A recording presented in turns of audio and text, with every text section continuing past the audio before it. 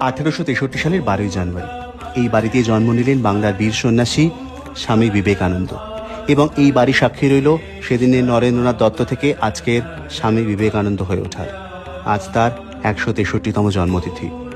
অষ্টাদশ শতকে স্বামীজির প্রপিতামহ রামমোহন দত্ত এই বাড়ি তৈরি করেন।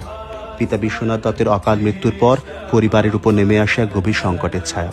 এই বাড়ি নিয়ে চলে দীর্ঘদিনের পারিবারিক মামলা, যার চূড়ান্ত রায় আসে যদিও স্বামীজির স্থূল শরীর চলে যাওয়ার আগে। আইনগতভাবে এই বাড়িটির অধিকার আসে মা ভুবনেশ্বরী দেবী ও তার ভাইদের হাতে। স্বামীজির অন্যতম সন্ন্যাসী গুরু ভাই স্বামী প্রেমানন্দ এই বাড়িকে ঘিরে এক সুদূর প্রসারী ভাবনার কথা বলেছিলেন।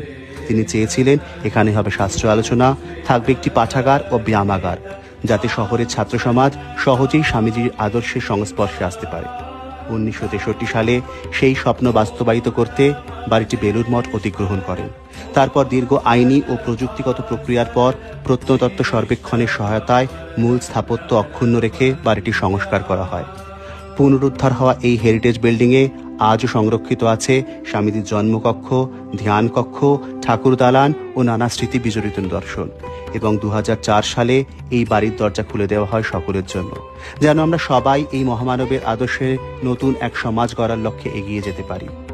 এই বাড়ি নীরবে বহন করে চলেছে এক যুগান্তকারী মনীষীর জীবনের ইতিহাস। এই তো বাংলার ইতিহাস, সিমলাপল্লীর স্বামীজির বাড়ির ইতিহাস।